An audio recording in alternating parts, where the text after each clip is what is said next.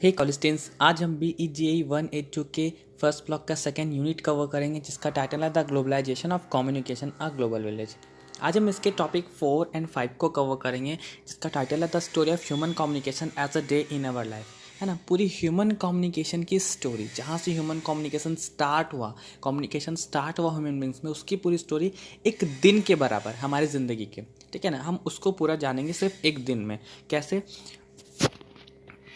ये जो communication facilities है जो कि हम अभी देख रहे हैं, है ना, जब अभी हम यूज़ कर रहे हैं, वो एक रिसेंट अचीवमेंट है पूरी मानव जाति के इतिहास में। ठीक है, फ्रेडरिक विलियम्स ने अपने एसे में कहा था द 360 सेंचुरी डे। उसमें उन्होंने पूरा डिस्क्राइब किया है इस पूरी ह्यूमन कम्युनिकेशन को। है ना, उन्होंने बताया अराउंड 360 सेंचुरी एगो ह्यूमन बींग्स में जो कल्चर हिस्ट्री है वो स्टार्ट हुई होगी। है ना, कल्चर जो चीज़ें हैं वो बनना स्टार्ट होगा। उससे पहले ही ह्यूमन बींग्स करीबन 2 लाख साल पहले ही आ गए थे इस धरती पे। है ना, और करीबन 1 लाख साल पहले वो अफ्रीका से निकल के डिफरेंट कंटिनेंट में, डिफरेंट रीजन्स में वो वहाँ से गए। अराउंड 34,000 BC टू 10,000 BC हमें केव पेंटिंग्स मिले थे। है ना, केव पेंटिंग उस समय बनाए गए थे होमो सेपियंस के द्वारा बहुत सारे प्लेसेस में, जैसे कि फ्रांस हो गया, इटली हो गया, स्पेन हो गया, और कुछ इंडिया के पार्ट्स में जैसे कि भीमबेटका भोपाल के पास। ये जो केव पेंटिंग्स है ना, ये क्रो मैग्नॉन के द्वारा बनाया गया था, पैलियोलिथिक एज के। क्रो मैग्नॉन उस पर्सन को कहा जाता है जो कि पैलियोलिथिक के मॉडर्न पर्सन थे, जिनका दिमाग सबसे थोड़ा अलग चलता था। है ना, इस टर्म को लुइस लार्टेट ने यूज़ किया था उन लोगों के लिए जो कि यूरोपियन अर्ली मॉडर्न ह्यूमंस थे पैलियोलिथिक पीरियड के। ओके, ये जो स्टोन एज था, यहाँ पे स्टोन एजेस थे, केव ज्वेलर्स थे, टूल मेकर्स थे। हमने पढ़ा था जो हिस्ट्री थी, एंशियंट हिस्ट्री थी, वहाँ पे स्टोन एजेस में पीरियड डिवाइडेड थी, Palaeolithic stone age, middle stone age, है ना, न्यूलिथिक स्टोन एज। तो इसमें स्टोन एज में पीरियड्स डिवाइड थी एंड ये धीरे धीरे डेवलप होते गई। अगर हम ये 360 सेंचुरी को अगर हम एक दिन के बराबर देखें तो वो कैसा होगा, यहाँ पे फ्रेडरिक विलियम इसी को अच्छे से कंक्लूड किए हैं एक दिन के हिसाब से। ठीक है, सबसे पहले हमारा जन्म होगा। ठीक है, मिडनाइट में इमेजिन कर लो जो होमो सैपियंस है ना, उनका जन्म हुआ 2 लाख साल पहले। ठीक है, उनका जन्म हुआ 12 बजे के हिसाब से। है ना, शुरुआत में, है ना, उन्होंने लैंग्वेज सीखा, फॉर्म, उन्हें स्पीच का फॉर्म समझ में आया, उन्होंने पिक्चर्स ड्राइंग की, उन्होंने केव पेंटिंग्स बनाए, स्टोन एज पीपुल।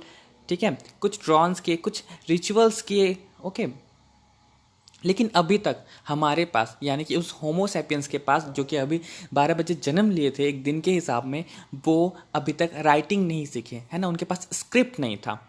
ओके, ये जो स्क्रिप्ट है करीबन आज से 5,000 साल पहले डेवलप हुआ, या फिर बोला जाए तो ये 5,000 साल पहले इसका ओरिजिन हुआ। तो करीबन 360 सेंचुरी अगो में अगर आप 5,000 साल घटा दे तो कितना बचेगा? 31,000 ईयर्स अगो।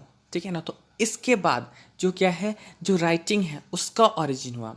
ओके, नाउ अगर हम ये देखें, अगर इस हिसाब से ये जाने तो करीबन 20 आवर्स एंड 40 मिनट्स के बाद, उस 24 घंटे में 20 घंटे 40 मिनट बीतने के बाद राइटिंग का डेवलपमेंट हुआ, ओरिजिन हुआ।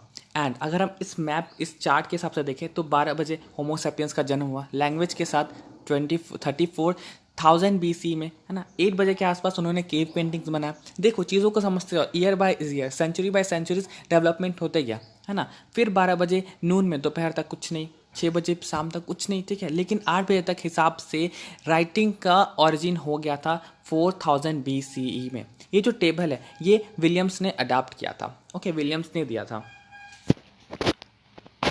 तो यहाँ पे चेक योर प्रोग्रेस करिए, यहाँ पे कुछ क्वेश्चंस है जिसको आपको खुद से करना है, समझिए, जानिए एंड करिए। हम इसके आगे पार्ट को देखते हैं। है ना, और जो दूसरा सबसे इम्पॉर्टेंट डेवलपमेंट था कम्युनिकेशन का, प्रिंटिंग को माना जा सकता है। करीबन 600 CE में चाइना में, या फिर 1453 CE में वेस्टर्न वर्ल्ड में जो प्रिंटिंग है वो ओरिजिनेट हो चुका था। अगर हम इसको माने तो करीबन उस पूरे एक दिन में, जहाँ पे शाम के 8 बजे तक राइटिंग डेवलप हो गया था, ओरिजिन हो गया था, वहाँ पे 11:38 तक करीबन प्रिंटिंग भी डेवलप हो गया था। अभी 12 बजने में कुल 22 मिनट्स बाकी है। ओके, पूरे एक दिन ख़त्म होने में अभी 22 मिनट्स बाकी है। उस 22 मिनट्स में देखो और क्या क्या चीज़ें इन्वेंट हुई और क्या क्या कम्युनिकेशन में चेंजेस आए। ठीक है, टेलीग्राफ आया, 11:53 PM में 1855 सी में फर्स्ट टाइम एमसी लुहा ने पाउंड मतलब ये बताया था कि जो टेलीग्राफ है ना, वो एक ऐसा मैसेज है जो कि मैसेंजर से पहले ट्रांसफ़र हो जाएगा, है ना। पहले जो दूत के द्वारा मैसेज भेजा जाता था उससे पहले ही जो टेलीग्राफ है वो पहुंच जाता है। ओके, एंड लास्ट 5 मिनट्स में, उस पूरे दिन के लास्ट 5 मिनट्स में बहुत सारे ऐसे इन्वेंशंस हुए, बहुत सारे ऐसे कम्युनिकेशन इन्वेंशंस हुए जिसको कि कम्युनिकेशन ने पूरी तरीके से एक कर्व में, एक एक्सलेरेशन कर्व में कन्वर्ट कर दिया। किस तरीके से देखो, करीबन 1155 में टेलीफोन डिस्कवर हो गया था, इन्वेंट हो गया था। 1876 सी में कमर्शियल रेडियो, 1900 सी में साउंड मोशन पिक्चर्स, 1912 सी में, है ना, इलेक्ट्रॉनिक कंप्यूटर 1942 सी में, ज़ेरोग्राफी 1946 सी में, कलर टेलीविज़न 1951 में, एंड फर्स्ट कमर्शियल सैटेलाइट 1962 में। यहाँ देखो करीबन 11:58 सेकेंड्स में, है ना, फर्स्ट कमर्शियल सैटेलाइट इन्वेंट हो गया था। अभी भी यहाँ पे 2 मिनट, करीबन 1 मिनट या 22 सेकेंड बचे हैं। इस 1 मिनट या 22 सेकेंड को हम अभी मान लेते हैं, है ना। हमारे पास अभी भी इतना समय है 1 मिनट 22 सेकेंड के हिसाब से कि और इन्वेंशंस और कम्युनिकेशन में रेवोल्यूशन आना बाकी है। हमने अभी तक सिर्फ 11:58 ही जिया है ना। अभी बस इतना ही इन्वेंशन हमने देखा। अभी भी 1 मिनट 22 सेकेंड्स बाकी है इन्वेंशन होने का इस पूरी दुनिया में। ओके, विलियम ने ये बताया था, फ्रेडरिक विलियम ने, कि जो ग्रेटेस्ट ग्रोथ है कम्युनिकेशन टेक्नोलॉजीज़ में हमारी ज़िंदगी में, वो भी अभी एक्सलेट कर ही रहा है, वो भी अभी बढ़ ही रहा है। ये और बढ़ेगा एंड और बढ़ेगा। ओके, तो यहाँ पे जो फ्रेडरिक विलियम ने जो चीज़ें बताई, ठीक है, ये सारी जो चीज़ें बताई, ये सब वो चीज़ें हैं जो कि हमारे दादा परदादा के ज़माने में हुआ करती थी। बट अगर हम इसको अपने ज़माने में कंपेयर करें तो यहाँ पे ऐसी कोई चीज़ नहीं है जो कि हम यूज़ करते हैं। मोबाइल फ़ोन्स के बारे में मेंशन किया गया है क्या? लैपटॉप्स के बारे में मेंशन किया गया है क्या? कंप्यूटर, हाँ, उसके बारे में मेंशन किया, लेकिन इलेक्ट्रॉनिक कंप्यूटर्स के बारे में मेंशन किया। अभी जो मॉडर्न कंप्यूटर्स है उसके बारे में मेंशन नहीं किया। लैपटॉप, टैबलेट्स, ब्लूटूथ, ये सारी चीज़ें जो है ये अभी उस 1 मिनट 22 सेकेंड जो बची हुई थी पूरे 24 घंटे को कवर होने में, उसमें सारी चीज़ें इन्वेंट हुई है ना। अभी और भी चीज़ें, बहुत सारी चीज़ें इन्वेंट होना बाकी है। ओके, नाउ तो यहाँ पे चेक योर प्रोग्रेस 4 है, जहाँ पे कुछ ऑर्डर्स है, जैसे कि arrange the following communication technologies in their order of appearance, radio, printed book, telephone, television, photo कॉपिंग machine. ठीक है, तो ये सारी कुछ कम्युनिकेशन टेक्नोलॉजीज है जिनको इसके ऑरिजिन के ऑर्डर में, है ना, एक सेटअप बनाना है। ओके, तो ये सारी चीज़ें आप कीजिए, समझिए। नाउ अब हम नेक्स्ट टॉपिक पे देखते हैं, कम्युनिकेशन एंड सोशल चेंजेस। कैसे कम्युनिकेशन एक सोशल चेंजेस को क्रिएट किया, या फिर एक सोशल चेंजेस के हिसाब से कम्युनिकेशन चेंज होते रहा, ये चीज़ को जानेंगे। ठीक है, जो कम्युनिकेशन थ्योरिस्ट थे उन्होंने ये बताया कि जो ह्यूमन सोशल चेंज है, जो ह्यूमन के जो सोशल चेंजेस है वो कोरिलेट कर रहे हैं कम्युनिकेशन टेक्नोलॉजीज़ के चेंजेस में। जैसे जैसे कम्युनिकेशन टेक्नोलॉजीज़ में चेंज आ रही है, ह्यूमन सोशल चेंजेस हो रहे हैं। ओके, करीबन बहुत लंबे समय तक ये जो ह्यूमंस थे, ये जो ह्यूमन की सोसाइटी थी, जो सोशल था, वो अनचेंज था, एक जैसा था। क्योंकि जो बायोलॉजिकल चेंजेस होती है ना, वो बहुत ही इवोल्यूशनरी चेंजेस होती है, ग्रेजुअल चेंजेस होती है ना, धीरे धीरे चेंज होती है। बट जो कम्युनिकेशन में जो चेंजेस आया वो बहुत ही रैपिड था, एक एक्सलरेशन के साथ आया और जल्दी से उसने पूरी जो सोसाइटी थी, जो सोशल चेंजेस क्रिएट कर दिया। आज हम भी बहुत सारी ऐसे फंडामेंटल्स लर्निंग सीखते हैं जो कि पहले नहीं था। अभी जैसे कि एग्जांपल ले लो, अभी मैं फ़ोन से आपको, आप यूट्यूब से चीज़ें पढ़ रहे हैं, है ना, ये पहले था क्या? अगर आप 10 साल पहले ही चले जाओ, ये पहले नहीं था, है ना। तो बहुत सारी ऐसे चेंजेस आ रही है जो कि पूरी सोसाइटी को, पूरी जो लर्निंग है उसको चेंज करी, एंड हमारा ब्रेन भी उसे धीरे धीरे अडेप्ट कर रहा है ना। ये हमारा जो परसेप्शन है, जो अनुभव है नेशन के लिए, सोसाइटी के लिए, फैमिली के लिए, वैल्यूज़ के लिए, ये भी चेंज कर रहा है। Okay, let's take one example. एक एग्जांपल लेके समझते हैं। ये जो इन्वेंशन था प्रिंटिंग का, है ना, पहले की जो सोसाइटी थी वो ओरल सोसाइटी थी, लोग से बात करते थे, कोई भी रिटर्न चीज़ में नहीं होता था, बहुत कम चीज़ रिटर्न में मिलती थी, वो भी किसी राजा की जो बायोग्राफी है, ऑटोबायोग्राफी है, वो नज़र आती थी। बट कोई भी बुक्स आपको रिटर्न में नहीं मिलती थी। बट अभी प्रिंटिंग के बाद चीज़ें बदल गई, जो सोसाइटी थी वो ओरल से लिटरेट सोसाइटी हो गई। पहले जो लिटरेसी रेट था बहुत कम था, है ना। हर इंसान के बस की बात नहीं थी ज्ञान प्राप्त करना, मतलब बुक्स पढ़ना, चीज़ें समझना। बट प्रिंटिंग के डेवलपमेंट के बाद, इन्वेंशन के बाद हर एक इंसान के पास बुक्स है। आज हर इंसान पढ़ रहा है। ये जो पढ़ने का सपना था हर इंसान का, वो चेंज हो गया। सब पढ़ रहे हैं आज। ओके, तो ये जो आइडिया थी प्रिंटिंग, है ना, इसके कारण से जो यूनिवर्सल लिटरेसी फिजिबल था वो संभव हुआ है ना। जो यूनिवर्सल लिटरेसी था, सब पढ़े, है ना, ये संभव हुआ है। दुनिया साक्षर होते गई। और जो एक्सपेक्टेशंस थी कि कोई ह्यूमन बींग भी स्कूल जाएगा, है ना, पढ़ेगा लिखेगा, वो भी धीरे धीरे चेंजेस होते गया, वो भी धीरे धीरे काम में आते गया, डेवलप होते गया।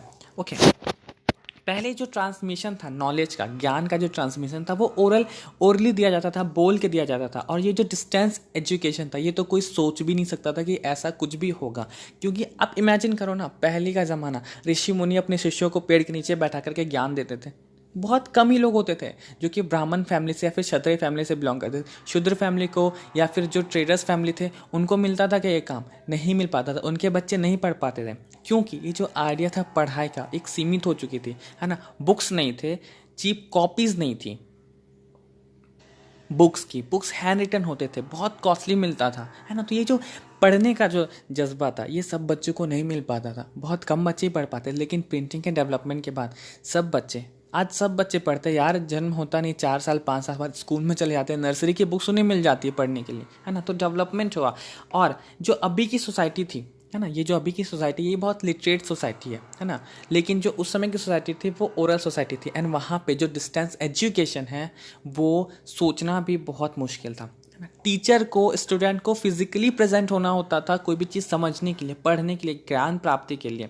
इसी चीज़ को, है ना, इसी चीज़ ने राइज कर दिया था गुरु शिष्य परंपरा। वो जो गुरु शिष्य की परंपरा होती थी ना, कि गुरु आएगा, शिष्य आएगा, फिर एक वो उस शिष्य को पढ़ाएगा। तो ये जो परंपरा थी ना, ये स्टार्ट हो गई थी उस समय तक। बट धीरे धीरे जैसे जैसे सोसाइटी चेंज होते गई, है ना, वैसे वैसे चीज़ें भी चेंज हो गई। आज हम फिर से ओरल एजुकेशन में आ गए, लेकिन एक डिस्टेंस एजुकेशन के कंसेप्ट के साथ। आज जो आप पढ़ रहे हो मेरे यूट्यूब से, ये भी तो एक ओरल एजुकेशन ही है ना। बट डिस्टेंस एजुकेशन है। मैं आपके साथ फिजिकली प्रेजेंट हूँ क्या? मैं आपके आसपास बैठा हूँ क्या? नहीं, मैं वीडियो बना रहा हूँ, आप उस वीडियो को कहीं और पढ़ रहे हैं। इस पूरे वर्ल्ड में, इस पूरी इंडिया में आप कहीं भी हो सकते हैं, है ना। तो ये क्या है? ये एक डिस्टेंस एजुकेशन ही तो है, जो कि बहुत सारे मीडिया की अवेलेबिलिटी के कारण है, बहुत सारे कम्युनिकेशन की टेक्नोलॉजीज़ की अवेलेबिलिटी के कारण है, जो कि आज हमारे पास है। जब एजुकेशन, है ना, ओरली हुआ करता था, तो उस समय मेमोरी और स्पीच स्किल्स बहुत ज़्यादा हुई करती थी, है ना।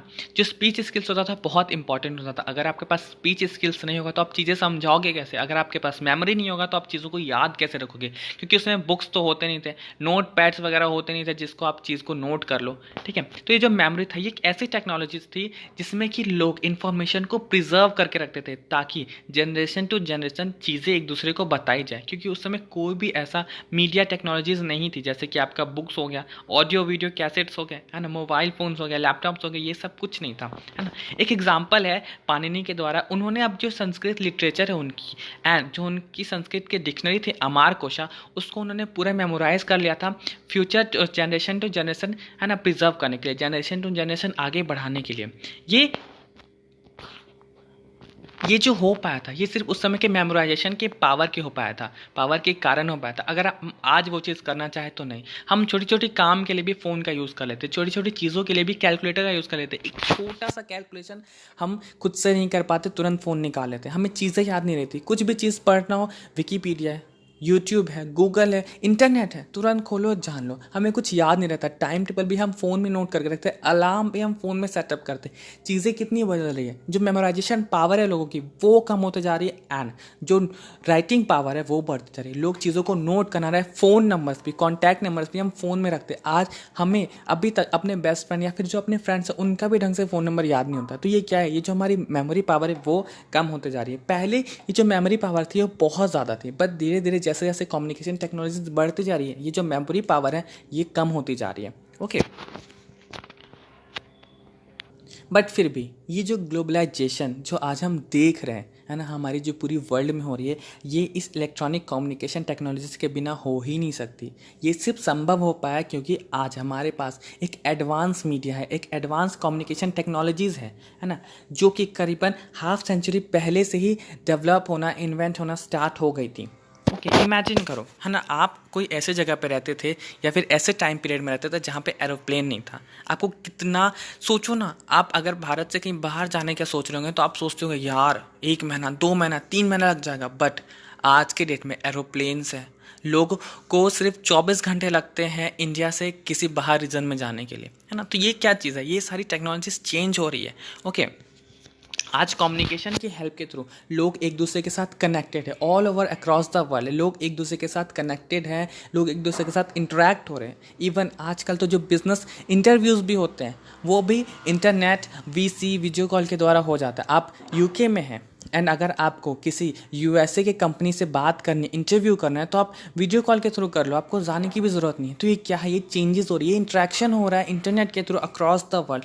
लोग जुड़ रहे हैं अपनी कम्युनिटीज़ के साथ। आज अगर किसी का बेटा बेटी फॉरेन में रहता है एंड वो मम्मी पापा अगर किसी इंडिया जैसी कंट्री में रहते हैं, तो वो क्या है, वो जुड़ रहे हैं अपने बच्चों के साथ इंटरनेट के थ्रू। वो अपने बच्चों से इंटरनेट के थ्रू बात कर सकते हैं, वो कॉल कर सकते हैं, एक कॉल पे उनके फ़ोन चले जाती है उनके बच्चों के तक। तो ये चीज़ क्या है, ये सारी जो चेंजेस है ये हमारे वर्ल्ड को एक ग्लोबलाइजेशन की ओर ले जा रही है।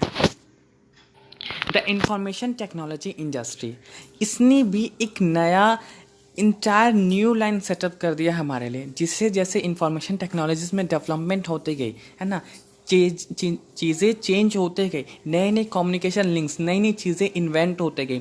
आज हमारे पास हर एक चीज़ है जो कि इंफॉर्मेशन टेक्नोलॉजी से रिलेटेड है ना। आप हर एक चीज़ को उठा के ले लो, मोबाइल फ़ोन, लैपटॉप्स, ये सब चीज़ क्या धीरे धीरे इन्वेंट होते गए एंड हमारे जो डेली लाइफ है उसमें अच्छी तरीके से ये ढल चुकी है। आज हम कोई भी काम बिना इसके सोच भी नहीं सकते। अगर हमें एक छोटा सा PDF बनाना है, हमें लैपटॉप की ज़रूरत पड़ेगी ही पड़ेगी, है ना। तो चीज़ें बदल रही है।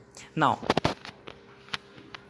हम ये सारे टेक्नोलॉजीज़ के द्वारा कंटिनेंट्स के साथ जुड़ रहे हैं। आप एशिया कंटिनेंट में हो, अगर आपको यूरोप कंटिनेंट के किसी के साथ इंटरेक्ट होना, आप बिल्कुल इंटरनेट के थ्रू, कंप्यूटर के थ्रू, सैटेलाइट के थ्रू आप उससे कनेक्ट हो सकते हो।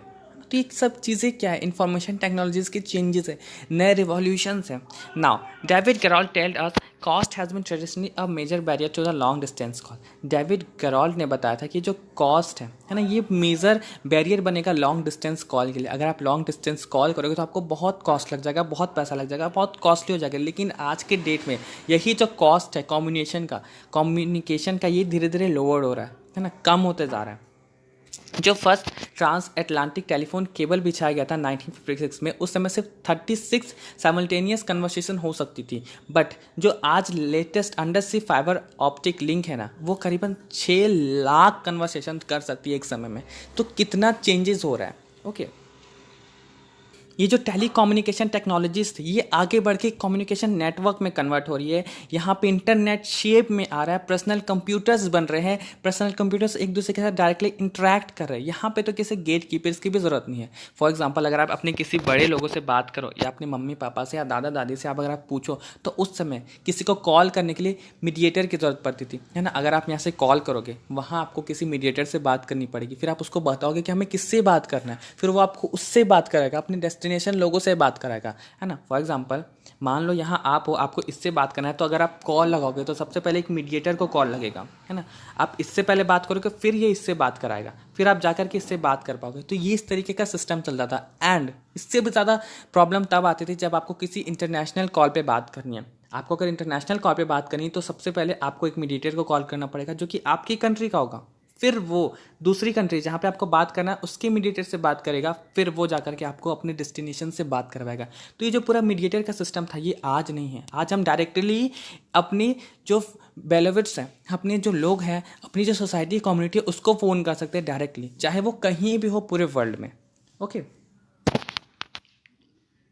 ग्रेडॉल ने फिर स्टेट दिया था कि जो शिफ्ट है एक कम्युनिकेशन नेटवर्क के थ्रू, है ना, नेटवर्क के टुवार्ड्स, ये एक नए कम्युनिटी को इमर्ज कर रहा है, ठीक है, नए कम्युनिटी को इन्वेंट कर रहा है, अपलिफ्ट कर रहा है। यहाँ पे आज के डेट में अगर आप इमेजिन करो क्या, ये तो एकदम बिल्कुल ट्रूथ है। अब भी आप फेसबुक खोलोगे, नई चीज़ें शेयर करोगे, कुछ अपनी चीज़ें डालोगे, ठीक है ना। मैं यहाँ पे वीडियो बना रहा हूँ क्योंकि मुझे इसमें इंटरेस्ट है, मैं वीडियो बना रहा हूँ, करीबन बहुत सारे लोग देखेंगे, across the India, across the world भी देखा जा सकता है। तो ये सब चीज़ें क्या है, हम कम्युनिकेशन नेटवर्क में धीरे धीरे ढलते जा रहे हैं, एक नई सोसाइटी का इमर्ज हो रहा है। लोग अपनी हॉबीज़, अपनी चीज़ें, अपने इंटरेस्ट के हिसाब से एक नया सोसाइटी क्रिएट कर रही है। लोग अपने आइडियाज़ दे रहे हैं, लोग अपनी चीज़ें, लोग अपनी डिसीजन मेकिंग बता रहे हैं, इंटरनेट पे शेयर कर रहे हैं। लोग अपनी जो नए नए तरीके हैं, नई नई चीज़ें हैं, उसको इंटरनेट पे शेयर करें। एक डायस्पोरिक कल्चर क्रिएट हो रहा है। डायस्पोरिक कल्चर मतलब अ स्प्रेडिंग ऑफ पीपल, है ना, मतलब लोगों का फैलना, कोई भी नेशन से, कोई भी कल्चर से। आज ब्रिटेन में हिंदी मूवीज़, बॉलीवुड मूवीज़ देखी जा रही है, वहाँ पे ये जो बॉलीवुड है वो स्प्रेड हो रहा है, जो हिंदी कल्चर्स है वो स्प्रेड हो रही है। आप कोरोना का ही ले लो, आज कोरोना वायरस के कारण लोग इंडियन कल्चर को अपना रहे हैं, है ना। किस कारण से? ब्रिटेन वाले सोचे थे क्या कि इंडियन में ऐसा हाथ मिलाया जाता है इंडियन कल्चर में, या इंडियन कल्चर में साड़ी पहना जाता है? नहीं, उनको उतना क्या पता। लेकिन जैसे जैसे टेक्नोलॉजीज बढ़ती गई, आज यूट्यूब के थ्रू, है ना, डिफरेंट मीडियाज़ के थ्रू सब जानने लगे हैं एक दूसरे के चीज़ों के बारे में, है ना। हमें यहाँ से पता है कि यूएसए में कितनी कॉलेजेस है, कितनी यूनिवर्सिटीज़ है। यूएसए के बच्चों को पता है कि इंडिया में कितने सारे हिस्टोरिकल साइट्स हैं। तो हर चीज़ इमर्ज हो रही है इंटरनेट के थ्रू। ये जो कम्युनिटीज़ है ये स्प्रेड आउट हो रही है, ये बाहर निकल रही है अपनी कॉमन इंटरेस्ट के द्वारा, अपने हॉबीज़ के द्वारा। और these diasporic communities are also sometimes called virtual communities, और इसी डायस्पोरिक कम्युनिटीज़ को वर्चुअल कम्युनिटीज़ भी बोला जा रहा है। एंड ये एक वर्चुअल रियलिटी एग्जिस्ट करता है जो कि इंटरनेट के थ्रू क्रिएट किया गया है। तो इस तरह से पूरी कम्युनिकेशन टेक्नोलॉजीज़ के हिसाब से, इन्वेंशंस के हिसाब से सोसाइटी चेंज हो रही है। हर दिन, हर मिनट, है ना, चीज़ें चेंज हो रही है, सोसाइटी चेंज हो रही है, एक नए डेवलपमेंट की ओर जा रही है। तो गाइज यहाँ पे इस पार्ट का एक्सप्लेनेशन खत्म होता है। अगर आपको एक्सप्लेनेशन अच्छा लगा तो प्लीज़ मेरे चैनल को लाइक करें, शेयर करें एंड सब्सक्राइब करें। And if you have any queries regarding this video, please get in touch with me in the comment section. Thank you guys.